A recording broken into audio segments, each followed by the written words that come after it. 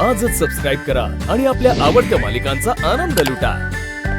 माया, माया काय करतेय तू? सोड तिला, मी जीव घेईन तुझा। जोपर्यंत हो बोलत नाहीस तोपर्यंत मी सोडणार नाही हो। माया, माया का सोडलं? लहान दुखते, तिला कळवळतीये ती।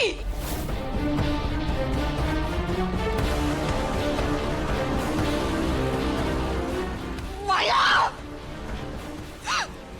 माया सोड, सोड ना प्लीज, प्लीज, प्लीज सोड तिला प्लीज। माया, माया।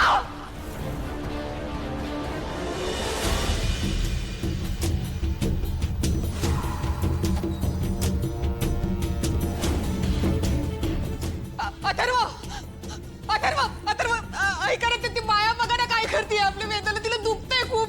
पटकन या ना प्लीज, प्लीज, प्लीज पटकन तिला बघा ना काय लागले ते।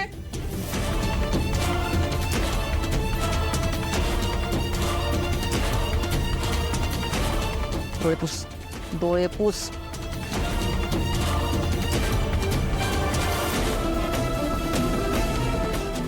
अथर्व, अथर्व बघा ना, तिला दुखते। त्या मायाने काय केलंय बघा ना प्लीज। अथर्व, अथर्व, तिच्या पोटावर शिपटा काढलाय मायाने।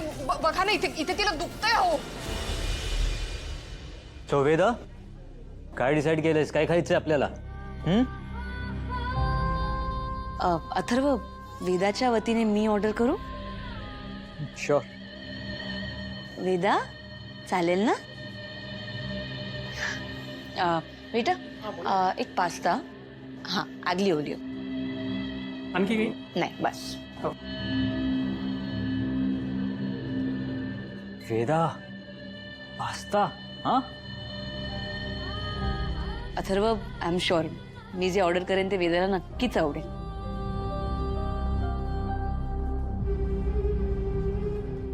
Thank you Maya. That's okay.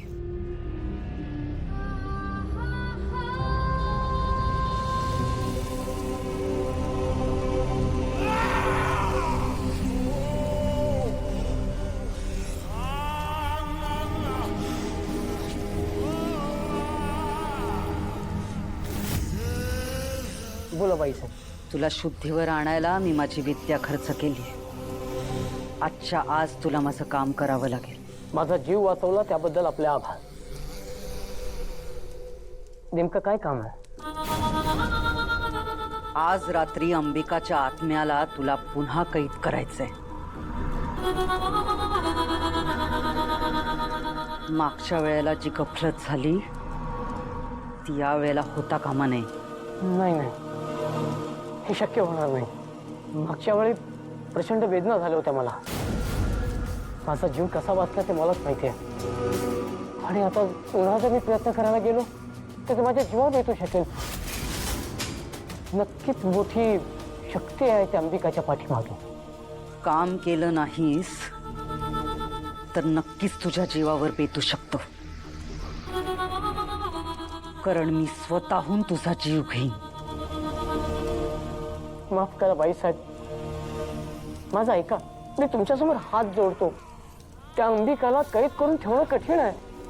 काम झालं नाही तर तुझ्या सकट तुझं कुटुंबही जिवंत राहणार नाही।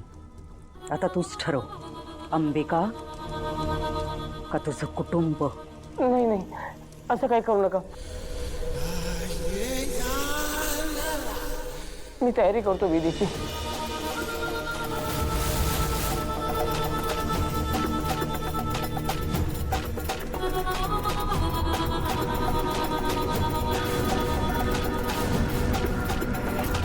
ही अंबिकाची बांगडी आहे। तिच्या आत्म्याला कैद करायला तुला याची गरज भासेल ना? काम झालं ही बांगडी तुझी, सोन्याची, तुला इनाम।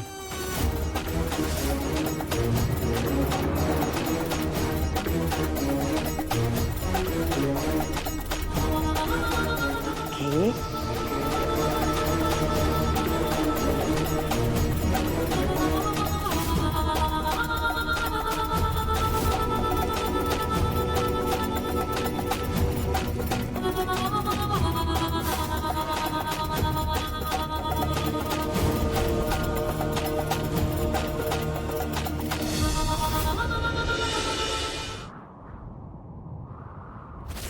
आत्मबंधनाय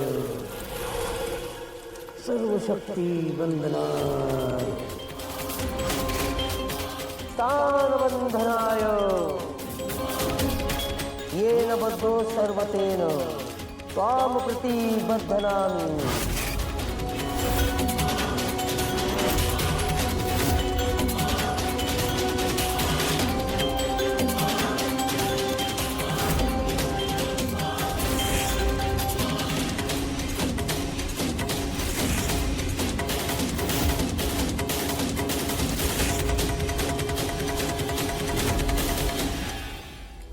हे बघ, तुझा माझ्यावर विश्वास नाहीये ना. हरकत नाही, नको ठेवूस. हा, हरकत नाही. ती माया जी आहे ना, राधाताई, सतत कसं ग तुझ्या डोक्यात एकच विषय असतो? मला तर ना वेगळीच शंका येते.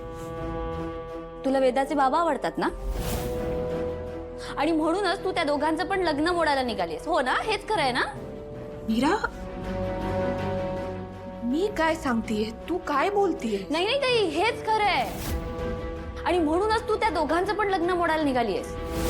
ताई, वडीला तूच मंगळसूत्र लपवायला सांगितलंस ना? हो, आणि त्या दिवशी क्रिकेट खेळताना सुद्धा मायाताईंची जन्मपत्रिका तूच लपवायला सांगितली ना वडीला? मी तुला बघितलं होतं हा स्टोरूम मध्ये. हो, मी हे सगळं केलं, पण माझा त्यामागचा हेतू समजून घे मीरा. हे सगळं मी वेदासाठी करत होते. वेदासाठी नाही, स्वतःसाठी, वेदाच्या बाबांसाठी. वेदाचे बाबा आवडतात ना तुला? मला भेटायचं नाटक करून तू वेदाच्या बाबांना बघायला येतेस ना? मीरा, हे बघ, तसं नाहीये, ठीक आहे? ती माया ना, मायाताईंबद्दल ना एक शब्दही बोलू नकोस हा तू. आणि मी तुला आता शेवटचं सांगते, पुन्हा या घरात येऊ नकोस.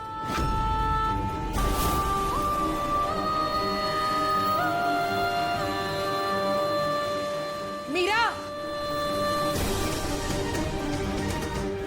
मीरा, अगं काय करू मी म्हणजे तुझा माझ्यावर विश्वास बसेल?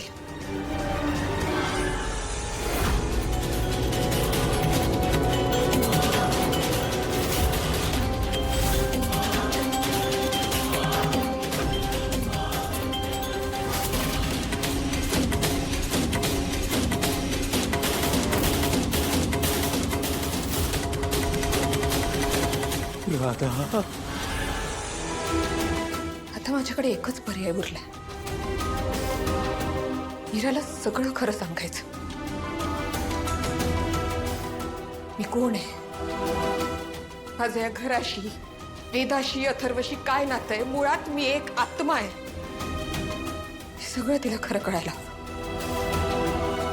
म्हणजेच तिचा माझ्यावर विश्वास बसेल.